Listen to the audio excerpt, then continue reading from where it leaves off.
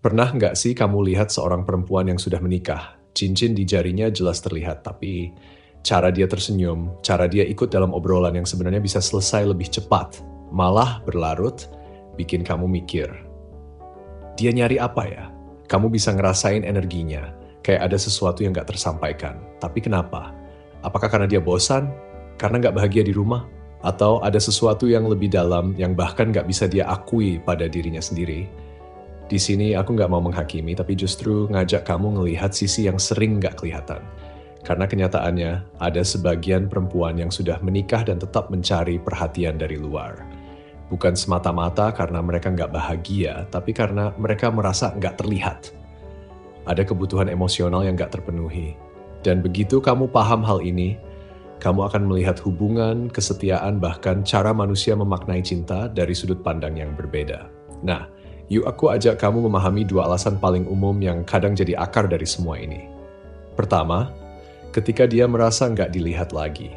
Banyak dari kita pikir perselingkuhan atau godaan itu bermula dari hal-hal fisik. Tapi kenyataannya semuanya hampir selalu dimulai dari hal yang jauh lebih sepi. Kesepian emosional. Nggak kelihatan, nggak kedengaran. Tapi terasa. Bayangin ini, di awal pernikahan semua terasa manis. Suaminya perhatian, selalu memuji, selalu dengar cerita-cerita kecilnya. Tapi seiring waktu, kehidupan datang dengan semua beban, kerjaan, anak, tagihan, stres, dan tanpa disadari, perhatian yang dulu hangat mulai memudar. Bukan langsung hilang, tapi berkurang perlahan. Seperti tetesan air yang habis setitik demi setitik. Pujian makin jarang, obrolan jadi sekadar rutinitas. Hal-hal kecil yang dulunya membuatnya merasa dihargai, kayak potong rambut, hari besar di kantor, atau baju baru, sekarang nggak lagi disadari. Lalu dalam hatinya muncul pertanyaan, apa aku masih cukup menarik? Apa aku masih dilihat? Buat banyak perempuan, validasi emosional itu bukan cuma hal manis. Itu seperti oksigen. Dan saat ada orang lain, cowok di kantor, di gym, atau bahkan dari dunia maya yang bilang, kamu kelihatan cantik hari ini, dan mengatakannya dengan tulus, lalu mendengarkan dia dengan benar. Saat itulah dia merasa hidup kembali. Bukan karena dia mau selingkuh, tapi karena dia pengen merasa ada lagi, dihargai, diinginkan, terlihat. Perhatian itu seperti suntikan kecil dopamin, obat sementara dari kelaparan emosional di rumah. Yang bikin ini rumit adalah kadang dia sendiri nggak sadar kenapa dia suka perasaan itu. Dia cuma merasa senang aja diperhatikan. Tapi validasi bisa jadi candu. Dan begitu dia mulai merasa terlihat lagi, susah banget buat berhenti mencarinya. Makanya ini bukan soal seks, ini soal rasa dihargai. Kalau kamu paham itu, kamu bakal sadar bahwa mengabaikan kebutuhan emosional pasangan jauh lebih berbahaya daripada gangguan dari luar. Kamu nggak perlu sempurna untuk mempertahankan cinta, tapi kamu harus terus melihat dia, bahkan setelah pernikahan berjalan bertahun-tahun. Kedua, saat perhatian jadi alat kekuasaan. Tapi tunggu dulu, nggak semua perempuan mencari perhatian karena mereka merasa hampa.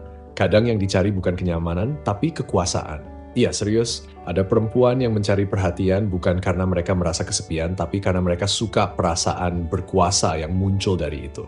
Kamu pasti pernah lihat perempuan yang bikin satu ruangan langsung memperhatikan dia cuma karena dia masuk.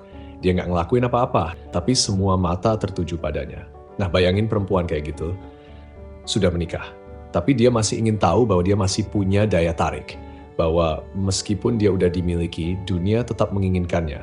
Bagi dia, perhatian jadi seperti mata uang. Tiap pujian, tiap lirikan jadi cara buat ngukur nilainya. Bahkan ke pasangannya sendiri, dia ingin nunjukin, aku masih diinginkan banyak orang.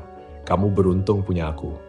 Mungkin ini nggak dilakukan secara sadar, tapi dorongan itu tetap nyata. Dan ketika seorang perempuan terlalu bergantung pada perhatian dari luar untuk merasa cukup, hubungan mulai berubah. Kamu bukan lagi partner sejajar, tapi penonton. Atau malah salah satu dari sekian pemain dalam permainan validasi.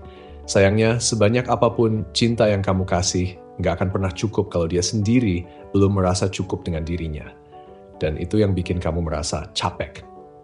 Kamu seolah harus bersaing dengan dunia, padahal kamu cuma ingin dia melihatmu seperti dulu. Jadi kalau kamu mulai ngerasa ada yang berubah, jangan buru-buru menyalahkan diri sendiri. Bisa jadi yang kamu hadapi bukan cuma masalah hubungan, tapi juga luka emosional atau permainan ego yang terselubung. 3. Sensasi diam-diam dari perhatian yang terlarang. Sekarang kita masuk ke sisi tergelap yang jarang banget dibahas. Sensasi bahaya. Beberapa perempuan, sama seperti pria, nggak cuma kebetulan dapat perhatian dari luar. Mereka nyari, karena rasa penasaran, karena adrenalin, karena sensasi berjalan di pinggir jurang tanpa benar-benar jatuh. Kebayangkan? Dalam pernikahan yang stabil, semuanya jadi teratur dan bisa ditebak. Cicilan rumah, antar anak sekolah, belanja mingguan, hidupnya indah, iya. Tapi jujur aja, nggak selalu seru. Dan manusia itu dasarnya suka hal baru, yang menegangkan, yang terasa dilarang. Kalau udah mulai gelisah, mereka bakal nyari cara buat nambah rasa di hidup mereka.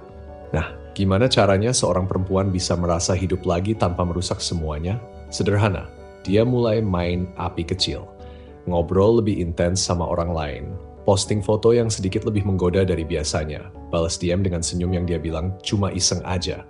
Tapi jauh di dalam hati, dia suka perasaannya.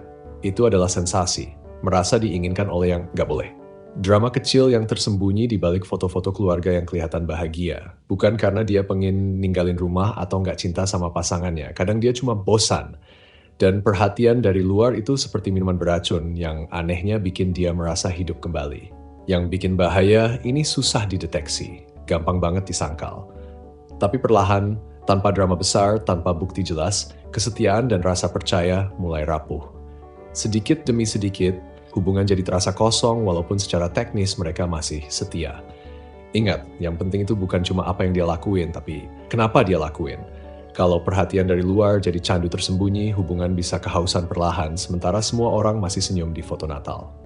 4. Tanda-tanda kecil yang sebenarnya jelas. Mungkin sekarang kamu mikir, gimana aku tahu kalau ini kejadian di hidupku? Pertanyaan bagus. Jawabannya, ada tanda-tandanya. Halus, tapi kalau kamu jeli pasti kerasa.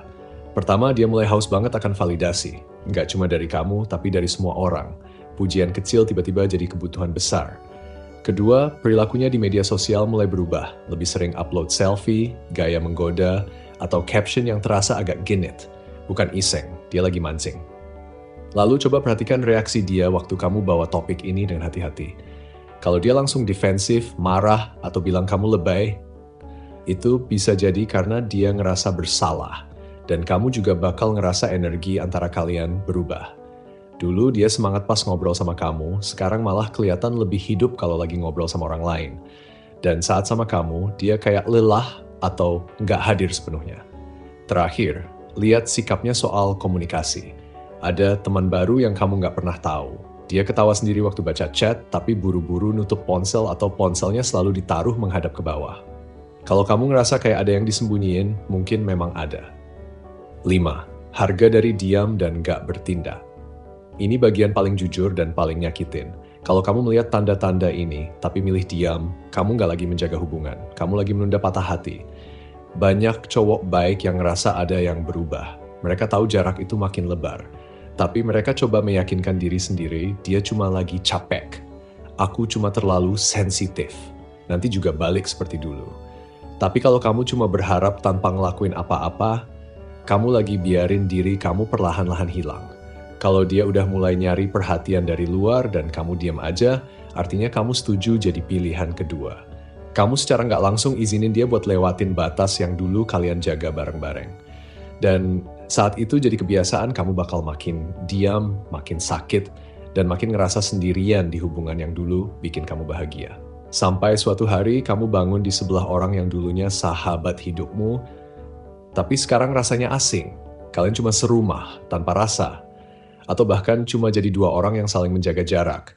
Kamu bisa aja cinta dia sepenuh hati. Tapi kalau yang dia cari adalah sorakan dunia bukan kesetiaanmu, kamu nggak akan pernah menang. Karena kamu nggak bisa bersaing dengan bayangan. Dan kamu nggak seharusnya nyoba. Setiap detik kamu habisin buat ngejar dia yang udah sibuk nyari validasi dari luar, itu detik yang kamu pakai buat ninggalin dirimu sendiri. Dan begitu kamu mulai ninggalin dirimu demi cinta, kamu udah kalah. Kamu berubah jadi versi yang lebih kecil, lebih sedih, dan dia pun akhirnya nggak bisa menghargai itu. Karena rasa hormat adalah bahan bakar dari ketertarikan. Tanpa itu, cinta nggak bisa bertahan, sekeras apapun kamu berusaha. Kalau sekarang kamu ngerasa ada rasa nggak nyaman di dada yang kamu sendiri nggak bisa jelasin, kamu nggak gila, kamu juga nggak rusak, kamu lagi sadar.